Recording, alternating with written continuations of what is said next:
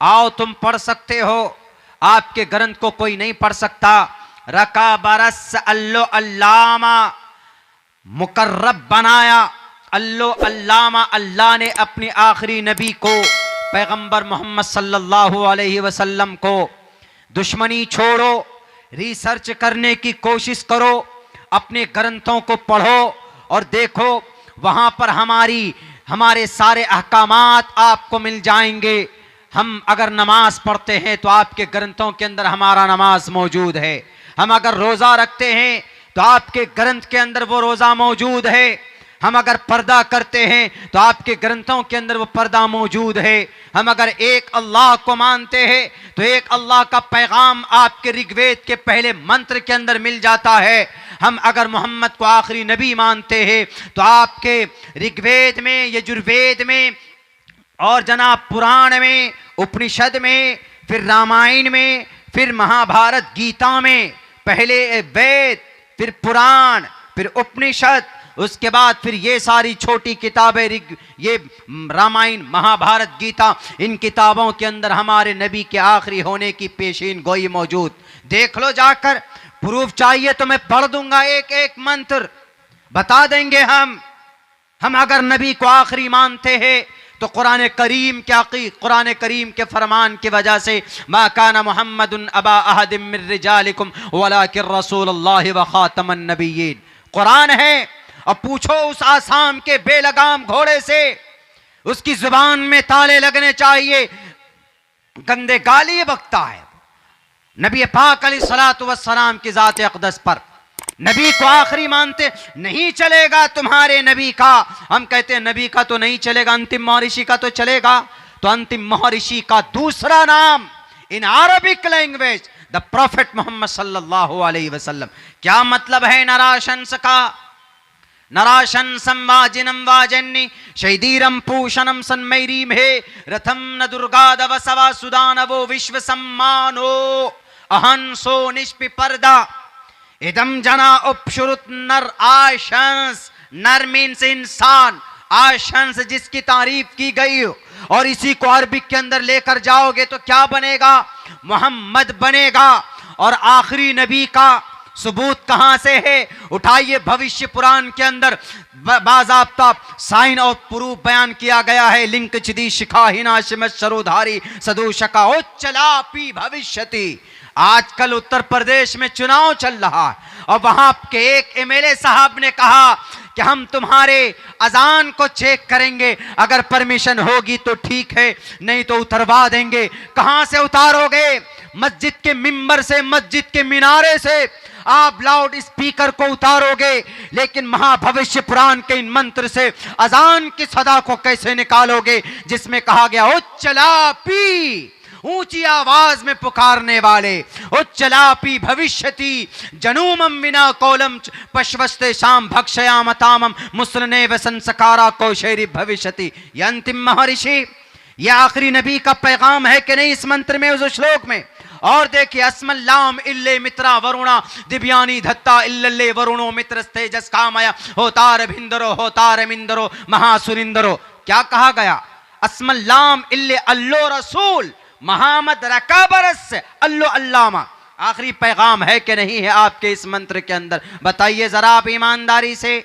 अगर हम कहते हैं, हमारा कुरान कहता है कि मुसलमानों, या आखिरी दीन अल-यौम अकमलतु लकुम दीनकुम व अतममतु अलैकुम निअमती व रज़ीतु लकुमुल इस्लाम दीना। फाइनल इस दीन का डिफिनेशन है, और इस दीन के मुकम्मल और ताम होने पर अल्लाह तबारक व तआला का फाइनली मोहर लगा दी गई। आपको यकीन नहीं होता और करोगे भी नहीं जनाब। क्यों? क्योंकि कहोगे तो ये तो कुरान है, ये तो अरबिक में है और ये अरबी अल्फाज हैं, न मालूम क्या कहा गया हो। कुछ नहीं कहा गया। इस धर्म के आखिरी होने का संकेत नहीं, मोहर है। और आपको यही चीज, यही पैगाम आपके शास्त्रों के अंदर यज्ञम परछुछाम यवम सतदतु तो निवोस्ति कवरितम पूर्वियम गतम कस्तद्दि विभारती, वहां पर मौजूद। वहां पर देख लीजिए, ये जितने भी लोग हैं जो अनाप शनाप बकते हैं, जो मन में आ जाए बक देते हैं, हमारे मौका लगे अगर कभी तो मेरे सामने अगर खड़े हो जाएं तो सच में मैं इनको ऐसा कर दूं कि ये भागने पर मजबूर भाग ही नहीं पाए, जवाब दो तब भागना। पूर्णिया के अंदर एक प्रोग्राम था, पूर्णिया से आगे थोड़ा, एक आदमी थोड़ा काश्तकार टाइप का लिख कर के लेकर के आया वो हमारे पास, हमारे सामने में, कि मौलाना इसका क्या अर्थ है, इसका क्या मतलब है, आपके सामने में भगवान का क्या अर्थ है, इसका क्या अर्थ है। हमने कहा कि भगवान का अर्थ क्या, ईश्वर का अर्थ क्या है, अल्लाह की तारीफ क्या है, कुरान करीम कुल हुवल्लाहु अहद अल्लाहुस समद लम यलिद वलम यूलद वलम यकुल लहू कुफुवन अहद। हमने कहा कि ये अल्लाह की तारीफ है। और भगवान का अर्थ जानना चाहते हो, ईश्वर की तारीफ जानना चाहते हो, तो ईश्वर की तारीफ है एकम्मा ब्रह्मा द्वितीयो नास्ते नेहना नास्ते किंचन। बोला कि नहीं, इतने सारे हैं, इतने अनेक हैं, अनेक हैं। कहाँ गया आपकी किताबों में फना फना, कोई भेजा उसको। हमने कहा कि भाई ईश्वर के बारे में तुम्हारा यही अकीदा है कि वो मुजस्सम होते हैं, मुजस्सम, इसीलिए आप लोग बुतों को पूछते हो, तो नतस्स परतमास्ति का क्या मतलब है कि उसकी कोई बॉडी, उसकी कोई शक्ल नहीं होती। हमने कहा we believe in Quran, we believe in Quran and we will sacrifice by this Quran, because of this Quran. सीने में कुरान है हमारे बच्चों के और हमारे भी। कुरान का जो ऑर्डर होगा, अल्लाह का जो ऑर्डर है, वो इस कुरान करीम की शक्ल में मौजूद है। पूरी दुनिया की ताकत मिला लो, ये कुरान मिट नहीं सकता। कोशिशें की थी जनाब, अंग्रेजों ने भी कई जगह कह चुका हूं कि 1860 से लेकर 63 तक 3 लाख कुरान करीम के नुस्खे जलाए गए थे, जलाने की कोशिश की गई थी, आज फिर कोशिश की जा रही। अब पूरी ताकत के साथ इस कुरान को मिटाने की, तुम कुरान मिटाने की कोशिश करो। इंशाअल्लाह इस तरह के मदारिस में 9 हाफिज कुरान बनते जाएंगे। तुम कुरान के नुस्खों को जला सकते हो, हमारे इन 9 बच्चों के सीनों को कैसे जलाओगे, तुम्हें सोचने पर मजबूर होना होगा। तुम इन सीनों को नहीं जला सकते, इन सीनों से कुरान की मोहब्बत को नहीं निकाल सकते। और उन्होंने क्या कहा, हमारा भारत, हमारे भारत में तुम्हारे कल्चर को नाफिस नहीं होने देंगे। कौन सा तुम्हारा भारत, तुम्हारा तो वजूद नहीं था जब हम अंग्रेज से लड़ने के लिए, जब हमारी शुरुआत हुई थी। सबसे पहले लड़ाई किसने की बताइए ना, आसाम के जनाब स्वामी जी, आसाम के स्वामी जी माने जाते हैं वो। अगर मेरी ये तकरीर उनकी कानों तक पहुंचे तो बेटे आप जवाब बनाकर वीडियो के जरिए से मुझे इरसाल करना, मुझे भेजना।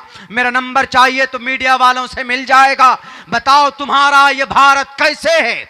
सबसे पहले अंग्रेज से मुकाबले के लिए कलकत्ता के अंदर उनके ऑफिस को तोप लगाकर तोड़ने वाला अगर कोई था तो उसका नाम अली वर्दी खान था, मुसलमान था।